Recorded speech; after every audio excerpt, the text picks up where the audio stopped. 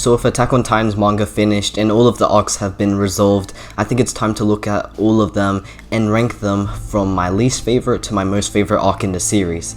I'm going to try and talk about the ending of Attack on Titan in a later video, maybe, if you guys still want that, as it's been a while since that chapter has come out for now and other channels have done a whole lot of videos on that chapter. But for now, let's just start ranking these arcs. So this ranking is obviously going to be my opinion, so if you agree or disagree, it's alright, as this ranking is my personal ranking and you shouldn't have to agree with it. But I hope you enjoy it nevertheless and get something out of this video with me talking about why that specific arc is in that place. So right before we get into the video, go ahead and subscribe if you haven't, hit the like button, turn on bell notifications, and go ahead and follow my Twitter down below. Now without further ado, let's get into the video.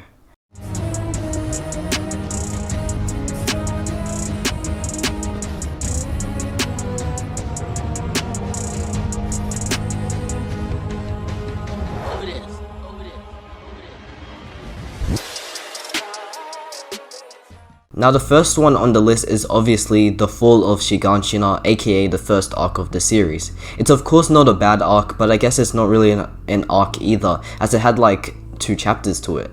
It set up the story for what it is in the future, so of course I wouldn't dislike it. It's a great beginning of the series though, showing us what our main characters would have to combat against for the majority of the story, the Titans, and also showing us Eren's burning determination of wanting to kill all of the Titans from seeing his mother get eaten by one. Another thing this arc gives us is the mystery that is being set up, the basement key and what had happened to Eren's father Grisha. It gets you highly invested into the mystery aspect of the series, making you want to keep reading or watching to find out what's in the basement and what had happened to Grisha. Another mystery that is shown in this arc is the "See you later Eren" line that is put in as our protagonist awakens from sleeping under a tree. We didn't know why he had heard that at that point of time, but it actually interests us a lot more later on when we find out more things about Eren's relation with the Titans. I don't think there's much more to talk about why this arc is in this place, other than it's a great, interesting and gruesome start to the series. So the next arc on the list is the 104th Training Corps arc. This arc shows us the outcome of Eren's choice of wanting to become a member of the Survey Corps, with him needing to train to get into it first. It also shows us a lot of new characters such as John, Reiner, Annie and Keith Shadis. This arc begins to show us how determined Eren is to achieve a spot on the Corps, with him not giving up even having his equipment tampered with. Reiner and Bertholdt start to become friends with Eren and Armin as well, giving us bits and pieces of their fake backstory, and also Reiner begins to show his soldier side a lot more, being a big figure in the 104th. Overall, this arc didn't do anything too big other than setting it up for the rest of the series. So the next arc we have next on the list is the Female Titan arc. The Female Titan arc really dives into some good character writing surrounding both Armin and Erwin, while also showing us some great action scenes such as Levi and Mikasa vs Annie, and of course the finale Eren vs Annie. I really like how this arc sets up how they're more Titan shifters and not just Eren, and also giving us another question in mind, which is why this Titan wants Eren. It gives us the idea that Eren is somehow more special and different than the ordinary Titan shifter, which is why they want to capture him. The start of the Female Titan arc gives us an interesting manner of how the Survey Corps do their operations outside the walls. Oh, and this arc also shows us a lot more on what's beyond the walls. It doesn't show us what's fully beyond, but it gives us a sense of how terrifying it would be to walk out around there with all the mindless and abnormal Titans strolling back and forth. The Survey Corps and Erwin are really cool to see and watch how they commit against the Titans, with Erwin showing us insane strategic methods of actually capturing a Titan shifter for some time, while also showing us more of the so-called humanity's strongest soldier in action. The finale of the arc with Eren up against Annie was amazing to see, as Eren accepts just how cruel the world is, that he even has to fight his own comrade who is now his enemy. He cements all the rage he has gotten in the past within him, and accepts the decision of battling Annie. Also adding to the ending of the arc is the new revelation of a Titan inside of the walls. A Titan in things that are protecting humanity from Titans themselves. This as well gives us so many other questions on how and why there is a Titan in there, and I really like how the eeriness is shown when it is revealed. Overall, this arc is a good one, not amazing, but it's a good way to introduce new characters and show us the capabilities Eren has to go up against people who are just like him, Titan Shifters. Now the arc that is up next on the list is an arc that I could probably switch around with the next one after this one, but I'll keep it here for now. For now, let's talk about the Rumbling arc. This section of Attack on Titan is probably the one that I have the most mixed feelings for, but I still gotta have it around the middle of the list. It's not bad, but it isn't too amazing. It has an amazing chapter in it, being chapter 131, that explores the more human side of Eren and looking into his feelings and outlook on the murder he is about to commit. I love this chapter a lot and it's one of my favorites. Sadly, some average chapters sneak their way beside this chapter, but I do of course have some other positives in this arc besides chapter 131, which are Floch's character and his conclusion, the relationship of the warriors and Survey Corps members being developed upon, the start of the arc being chapter 123, which was amazing, and of course Annie returning and not being forgotten. The battle on the Founding Titan didn't feel as amazing to me, as I was confused on how so many Titan Shifters were surrounding our main characters, and the past Titan Shifters still lost to them, which really felt like plot armor, but I just decided to shut off my brain and continue to enjoy the action. As the battle died down though, with Armin and Zeke engaging in conversation, I liked how it was done, and Zeke's death felt sad yet relieving as he finally found that salvation he had always sought out for. Coming towards the end of this arc is where I have the most dislikes for, especially the last chapter. It wasn't horribly bad, for some parts of it felt somewhat underwhelming, whilst other parts felt nice to see. Overall, the Rumbling arc is the biggest arc in Attack on Titan with the most stakes involved. While some parts were amazing and great, other parts felt underwhelming and average, which is why I generally have mixed feelings on it. Now the next arc on this list is going to be the Battle of Trost District. This arc is really good. I even barely have any dislikes about this arc. The way this section of Attack on Titan establishes the despair and terror of the world humanity lives in, and goes on from that to implement the idea of how even in a cruel world they live in, they can still find the happiness and beautiness within it. This arc also puts into work on how Eren's early character is like against the Titans. Reckless, easily angered, full of emotion, and above all, his determination to protect his friends, even if he will have to die for it. If I have to be honest, I never hated Eren in his early character stages, more specifically his character in the Trost arc. His relationship with Armin was explored upon, as well as their hopes and dreams for the future, which is to see what's beyond the walls they're confined into. The despair that is explored in this arc is which makes it such a good start for a story like Attack on Titan.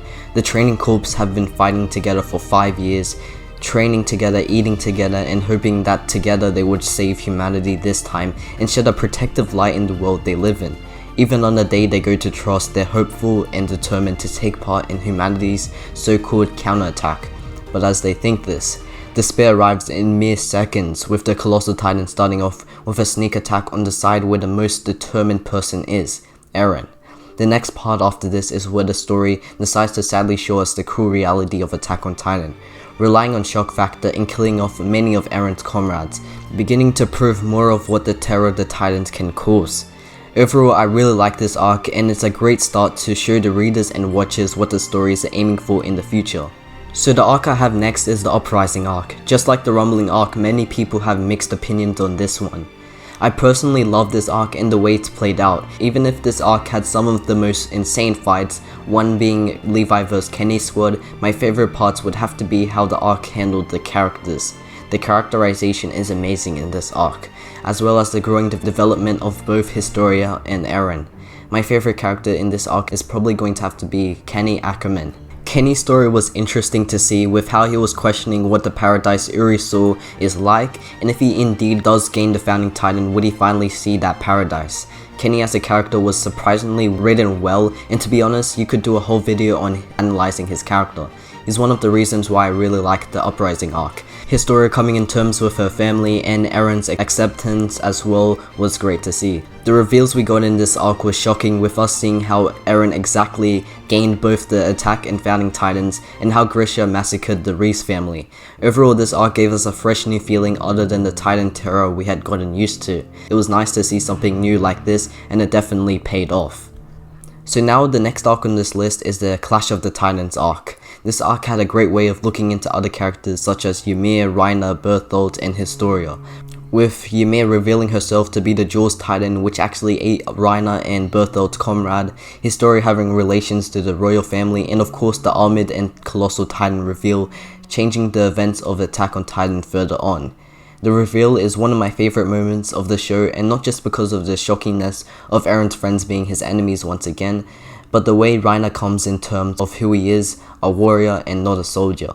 This gets brought up again when we're more into the arc with the conversation with Eren in the forest, which actually gives us hints on who the bigger enemy is other than the Titans. There's a lot of foreshadowing moments in this arc, and when you go for a reread or rewatch, you can really see these moments shine more than when you saw it the first time. The Titan fights were top tier, with Eren actually beating Reiner in a one-on-one battle, Erwin's hype moment with him telling everyone to devote their hearts even if his arm had just been ripped off, and of course the end of the arc with Eren and Mikasa's moment, then going into Eren punching the Smiling Titan, showing us a glimpse of the Founding Titan's power, the Coordinate. But let's not forget the Beast Titan being introduced into this arc as the first speaking Titan, which probably scared us all on our first watch. Overall, the Clash of the Titans arc had so many great and memorable moments that I will keep coming back to.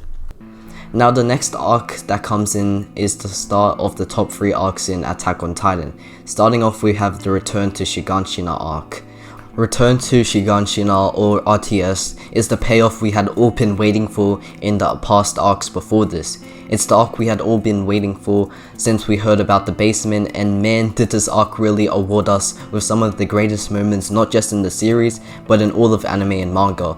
From Erwin's charge, Armin's sacrifice, Levi vs the Beast Titan, and of course the basement reveal were all done perfectly well, and I didn't dislike one thing about this arc at all. Erwin accepting that he couldn't achieve his dream, even if it was right there, to him sacrificing himself and the rest of the Survey Corps to get Levi to kill the Beast Titan was amazing, and personally my favorite moment in this arc other than the basement reveal. The fight for the Titan Serum was heartbreaking and filled with emotion, and I was quite satisfied with the results even though Erwin was my favorite character at that point of time. Levi didn't want to bring the devil back into hell, so he let him rest, bringing back a person with potential to be better than Erwin. The Grisha backstory section of this arc was interesting to see, as it answered so many questions that we didn't know the answers for before. Also, after that, we finally get to see the ocean, yet Eren has other goals beyond that now. Overall, Return to Shiganshina was an easy 10 out of 10 arc that didn't disappoint. So the next arc at second place is the Marley arc. The Marley arc was so refreshing yet felt unexpected to see. We don't see our main characters anywhere, but we see a war going on. It continues and we see Reiner and Zeke, familiar faces we know but they're enemies. Why are we seeing the enemy now? The perspective change in the Marley arc felt like a great way to develop characters that we just saw on the surface level. Like Reiner especially. We always knew there was a problem with Reiner from seeing his split personality issue, and this arc really expanded upon that, while it takes us venturing into his backstory and real motives.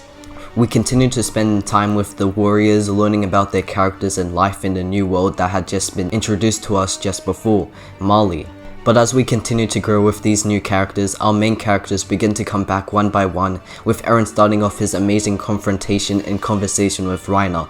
This moment is perfect for Eren's development, with him understanding his enemy rather than resenting them at first. His declaration of war and Warhammer Titan fight after that was some of the most peak moments in AOT, as it shows us the now matured Eren strategically thinking against his enemies now, whilst also showcasing his more brutal side, with him having no hesitation attacking bystanders. Overall, the Marley arc really expands upon the world of AOT and also sheds a new light on the new path Attack on Titan is beginning to take, other than humans vs Titans, and the way it did it was great to witness.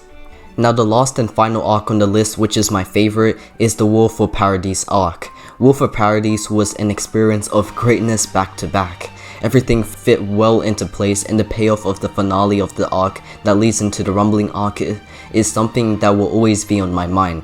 Chapters 119 to 122 are the best chapter stretches in the series in my opinion. I can see nothing rivaling this stretch of chapters other than individual chapter ones. Chapter 121 is the all-time greatest twist in Attack on Titan that changes everything about the events past, present, and future. It fits so well with the paths explained upon and Ymir as well. Eren, Zeke, and Grish's relationship is well expanded on in this stretch of chapters as well, and the way Isayama does it was emotional, shocking, and all around terrifying to see how these events actually happened. But this stretch of chapters is of course not the only reason this arc is in this place, but moments such as the fight in Shiganshina, Levi vs Zeke round 2, Zeke's backstory and motives explained, and finally the way it focuses and develops upon characters other than our main characters. Overall, For Paradis has been one of my favorite reads in anime and manga, but I have to say, the Return to Shiganshina, Marley, and For Paradis arcs are one of the greatest arc stretches in anime and manga. If you could binge them all at once, it would be a great experience. Now I think that's where I'll end off the video for now. Hopefully you enjoyed it, and if you did, make sure to put down your own rankings in the comment section below. Now like always, subscribe if you haven't, hit the like button, turn on bell notifications, and go ahead and follow my Twitter down below. It's been Endless Requiem, peace.